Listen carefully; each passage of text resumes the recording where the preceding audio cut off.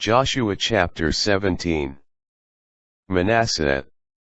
Now as for the lot that fell to the tribe of Manasseh, as the firstborn of Joseph, since Manasseh's eldest son, Machir, the father of Gilead, was a warrior, who had already obtained Gilead and Bashan, the allotment was now made to the rest of the Manassites by their clans, the descendants of Abiezer, Helek, Asriel, Shechem, Heper, and Shemitah.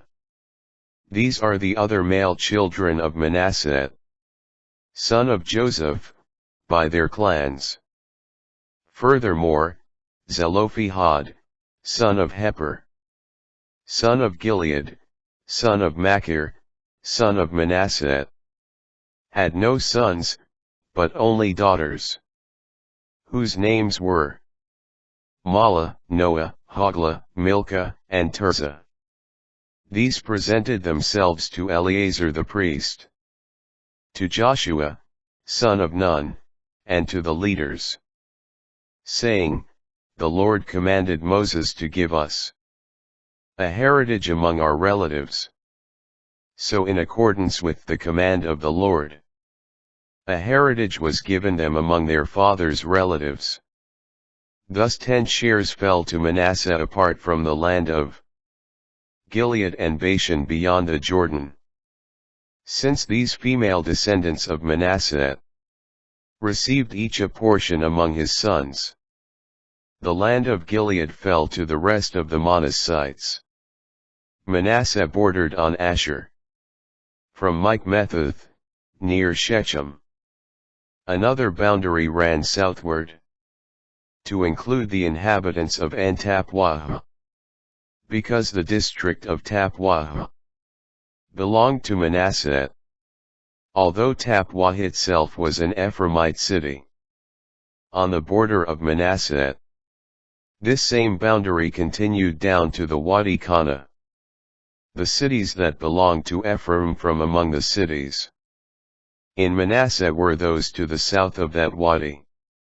Thus the territory of Manasseh ran north of the wadi and ended at the sea. The land on the south belonged to Ephraim, and that on the north to Manasseh, with the sea as their common boundary. They reached Asher on the north, and Issachar on the east. Moreover, in Issachar and in Asher Manasseh was awarded Bethshean and its towns, Ibleam and its towns, the inhabitants of Dor and its towns, the inhabitants of Ender and its towns, the inhabitants of Tanach and its towns, the inhabitants of Megiddo and its towns. The third is Naphath Dor.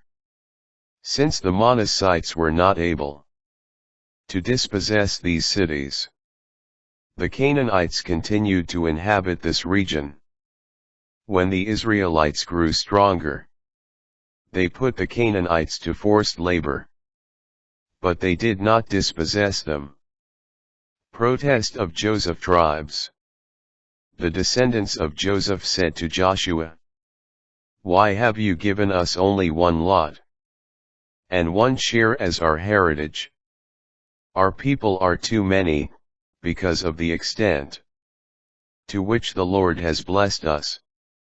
Joshua answered them, "If you are too many, go up to the forest, and clear out a place for yourselves there, in the land of the Perizzites and Rephaim, since the mountain regions of Ephraim are so narrow." For the Josephites said, "Our mountain regions are not enough for us." On the other hand, the Canaanites living in the valley region all have iron chariots, in particular those in Bethshean and its towns, and those in the valley of Jezreel. Joshua therefore said to Ephraim and Manasseh, the house of Joseph, "You are a numerous people and very strong. You shall not have merely one share.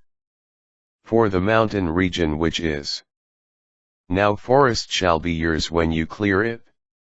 Its adjacent land shall also be yours if, despite their strength and iron chariots, you dispossess the Canaanites.